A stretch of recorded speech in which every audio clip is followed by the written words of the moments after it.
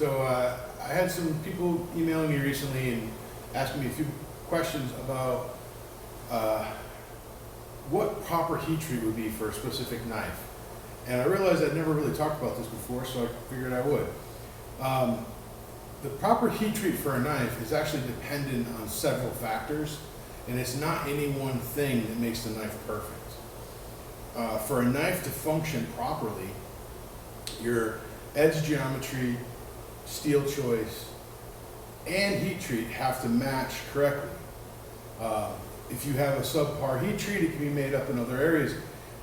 Or if you're not subpar, just different heat treat. You can make it up with edge geometry or with steel choice.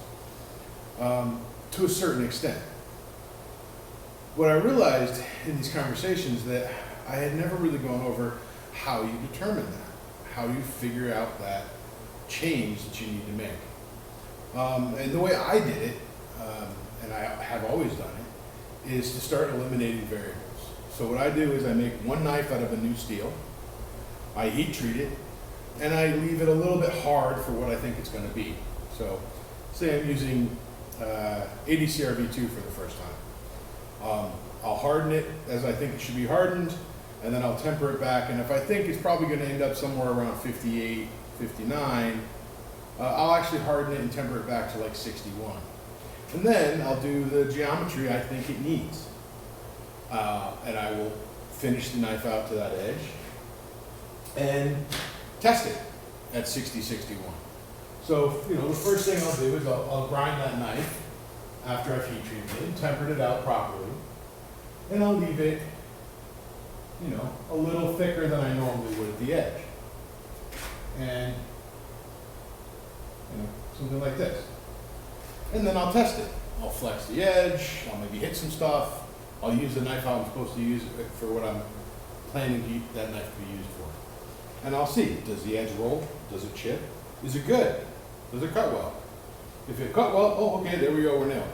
If not, if it rolls, right, what I'll do is I will steepen this angle slightly. This way. And then I'll try it again. And then I'll say, okay, that was a little bit soft for that geometry. But I've changed it. If it chips, which is more likely at a harder geometry, I'll start thinning this first. And say, okay, does it still chip in a thin geometry? If so, toss it in the oven. See how it does. Leave it in the oven for another half an hour at a slightly higher temperature. Check it again. And then you play with those things. You play with the oven temper and the geometry at the cutting edge until it stops chipping and rolling and you feel it's a good balance between too hard and too soft for that edge geometry. And you'll find that a thinner cutting edge can support a harder blade. A thicker cutting edge tends to chip at a harder blade. A thinner or roll or do other things. It always is a little bit different. It'll adjust. And once you have something you're comfortable with that's strong, you test it and you use it. You say, does it work well? Does it cut well? Does it do this well? Does it do that well? If so, then you write that down. And you only change one variable at a time. Change the geometry. Okay, that worked, but now it's a little still too chippy. Okay, then I'll change the heat treat a little bit and then go back. And it can be one blade. It don't have to be a bunch of blades. As long as you start on the hard side and the thick side. Once you get down to the point where you have that nailed and you know exactly where it should be with the kind of geometry you know it's going to work, then is when you start paying attention to the actual Rockwell numbers. Because then, to repeat this, say, okay, this is at 60 Rockwell, right? And this edge here is like 20 degrees, and this thickness here is 0.01, 10 thousandths, right?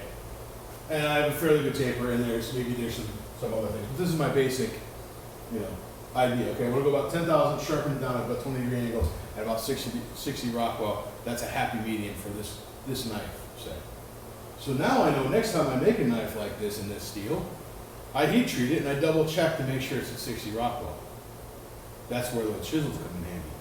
You want to make sure that you've repeated the same thing over. You've already done your testing. You don't need to test again as long as it does what it's supposed to do.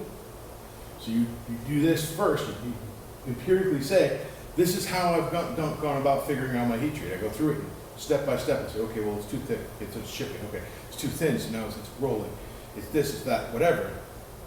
Until you finally got this balance that you've worked out. And once you have that balance worked out on one knife, then it's easy to repeat it as long as you have a way to measure the Rockwell, because the Rockwell will tell you, did the heat treat go as expected? You harden it, okay. Did it harden properly? With my chisels or with a Rockwell files, you say, okay, it hardened above 64, right?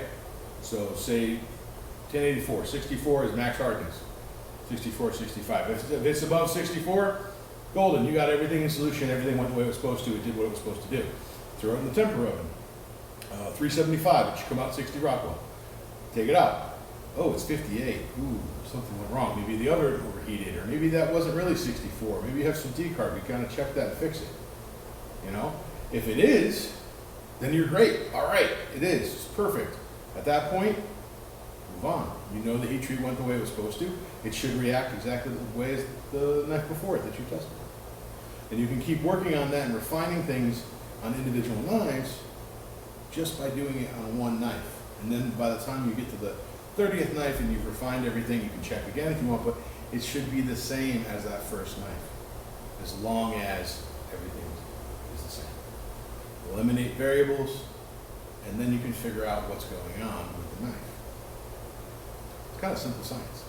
So I hope that helps, guys, and we'll see you a night later. If you guys have any ideas for more like short videos like this, please post them in the comments, because honestly, I'm starting to run out of ideas. Thanks.